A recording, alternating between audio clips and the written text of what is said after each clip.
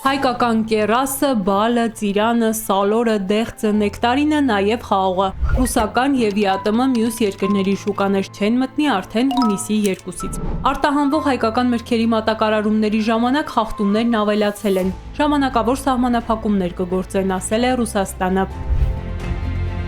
Շունչներս պահած հետևում ենք ինչ կլինի, ասում են գյուղացիները։ Ամբողջ տարին տանջվում են, որ բերքից մի քիչ օգուտ ունենան, գոնե այգու ծախսերը փակել կարողանան։ Հիմա պարզվում է, արտահանման խնդրի առջև են կանգնելու։ Դե որ մեր հին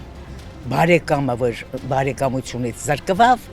մեզ էլ խետը զրկեց, մեր երեխեքիս էլ զրկեց, բայց թութը որ հասցնեն, սաղեցնեն, ծախվի, որ մեր ժողովուրդն ապրի։ Ոչ չկտրին օծի նման։ Սուրենավանում շատ են թթի ու ծիրանի այգիները։ Գյուղացիներն ասում են, տեղից էլ այս տարի բերքը քիչ է, հատկապես ծիրանը ծառերին հատուկ են կարելի է տեսնել։ Մի կողմից սա, մյուս կողմից արտահանման խնդիրները։ Բոլորը միասին արդեն լուրջ հարցի առջև են բերում գյուղացուն։ Շարունակել նույն գործը, թե բերքը ծառերին թողնել ու այլ զբաղմունք գտնել։ Բա գյուղացին ինչով դաբեր, գիտես ինչ տանջակ են քաշում։ Ինչ չարչարանք են քաշում, էլե թող կան գուղացու տանջակը տենան, ջուրը թանկ ու գրակ,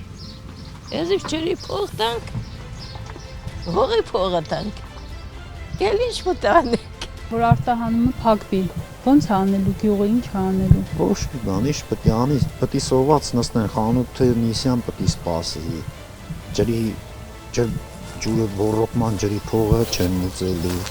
աշխատողը փող չի ստանալու։ Մի խոսքով խնդիրները բազմաթիվ են, պարզապես շատերը տեսախցիկի առջև խոսել չեն ուզում։ Մի փոքր հույս կա, որ մի տեղից մի դուռ կբացվի գյուղացու համար։ Դե ինչ պետք է, պետք է մնա թափի ծառների տակ, էլ ինչ պետք է լինի, պետք է տնեն ծառների գծեն։ Ծիրանը խնձոր չէ, որ հավաքես լսես ящիկները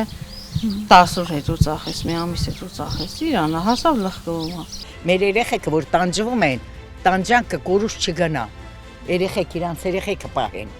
Մենք իրանց պահել ենք լավույց վատից։ Հիմա պետք է մեր երեխեքը